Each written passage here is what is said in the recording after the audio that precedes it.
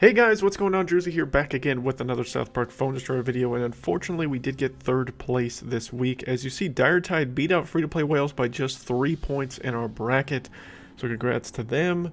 In the event or the Team Wars this last week, we had North Park 420 and Skank Hunt 69 down there as well in the bracket, but let's see what goodies we get in the third place pack.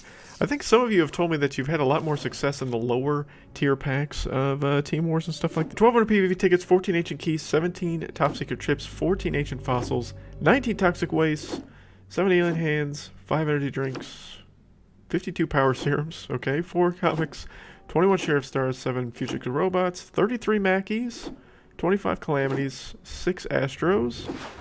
You get 24 Nellies. Okay, gets her a little bit closer to 6. 31 barrel Douglases, don't need that. So it looks like no legendary this week. 6 Transmog.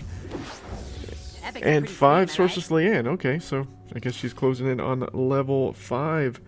Let's look at what the votes have to offer here, ladies and gents. As it looks like there are all of the maybe all the themes? Yeah, all the themes, I believe, are available this week from what it looks like. So there's a lot to digest here. You got Rats and you've got Chaos. 4S Monkey Gizmo. 4S Monkey makes more sense to me. I feel like Alien Drone, even though Thunderbird could be a monster to a lot of people, I feel like Alien Drone is actually the better card. Then you got Aerostorm. That's going to be more situational. Looks like you got the new Bradley card. You've also got the new City Walk guy. Slave or Santa. You've got Douglases again, either with General Disarray or Prophet Douglas. You've got Drunken Slayer Red. You've got Medusa. You've got Fireball, Super Fart. It's going to be interesting to see where our team goes with this. A couple different legendary options. I feel like this is towards the end of the season, so you'll have enough battle caps. You could run 2 legendaries in your deck. So I don't think Bounty Hunter Kyle would be necessary. I feel like Ninja would be the better play, just because he's so good. Swordsman Garrison makes more sense to me over Pigeons, just because he can, with his charge ability, it's so good, and Pigeons are just going to get wiped out by them most likely. Aerostorm makes the most sense to wipe out anyone that plays Pigeons or any of the other swarms, because there's a lot of swarm potential here with Rats. You've got, of course, and you're going to want to deal with them in case anyone actually runs City Walk guy to be able to deal with that. See, now this is the interesting part.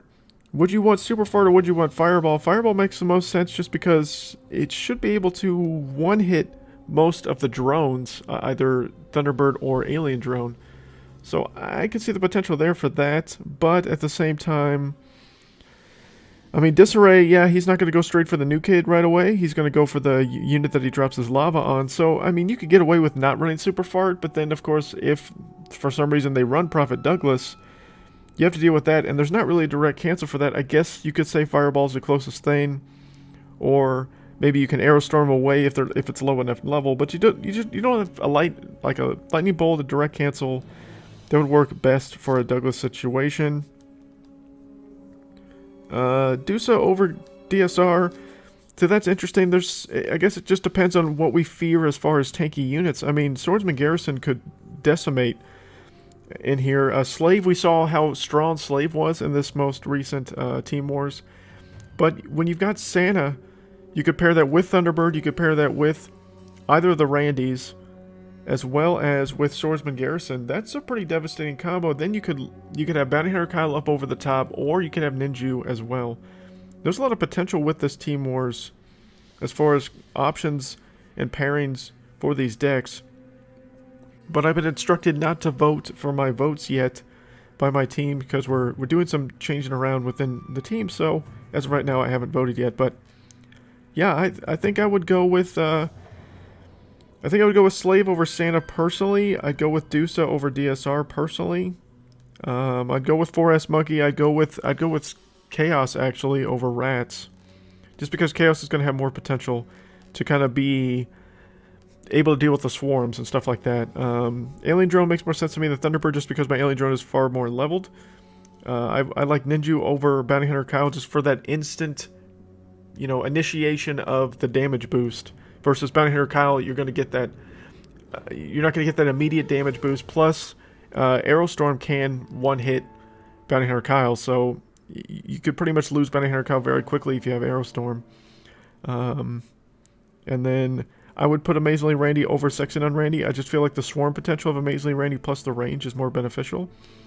But you also have the combination of if you run Sexy Nun Randy and you run the new Bradley, which the new Bradley makes more sense to me, you could have the potential of having even more assassin-style units on the field with Sexy Nun Randy. So if we're going with Bradley, I think Sexy Nun Randy makes more sense to me than Amazingly Randy does with City Walk Guy is the better combo there.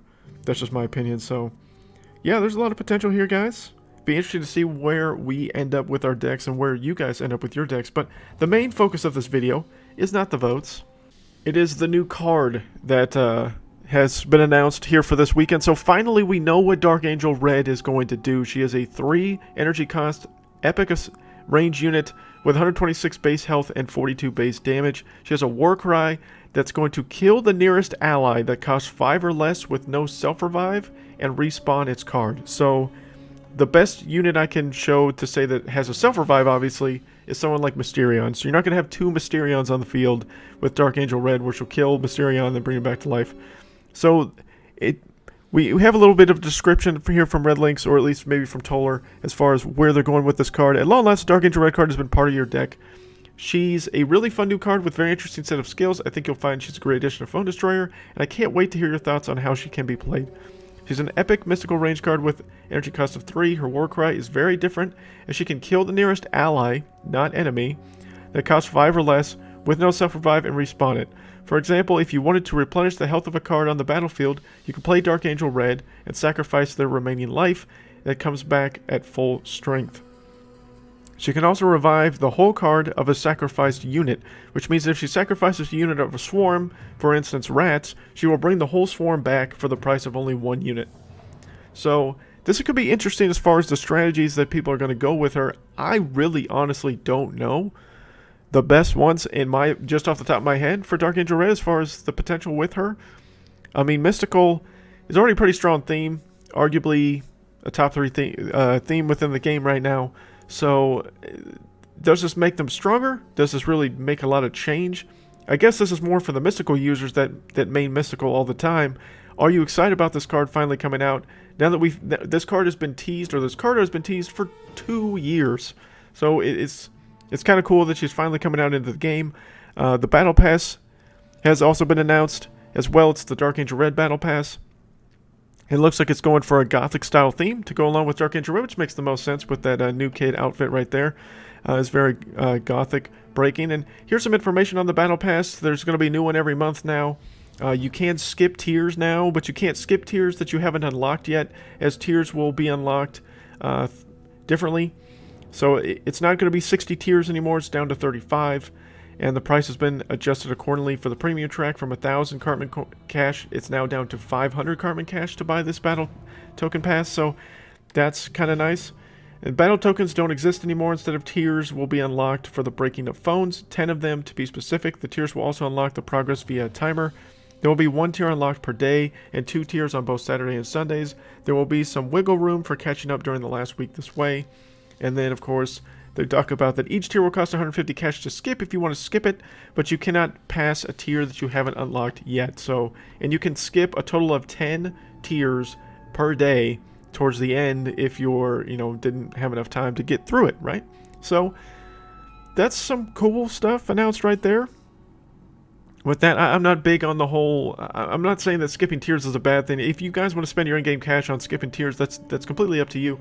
But for the vast majority of us that played this game enough, I don't think we're going to have any struggles going through this battle pass any more than the last couple of battle passes have been. A lot of us have gotten through it very quickly and with little to no issues. We do not have any balance changes for the upcoming season. That's very disappointing in my opinion. Maybe we'll get an update later this week. If we do, I'll let you guys know. But yeah, Dark Angel Red is coming.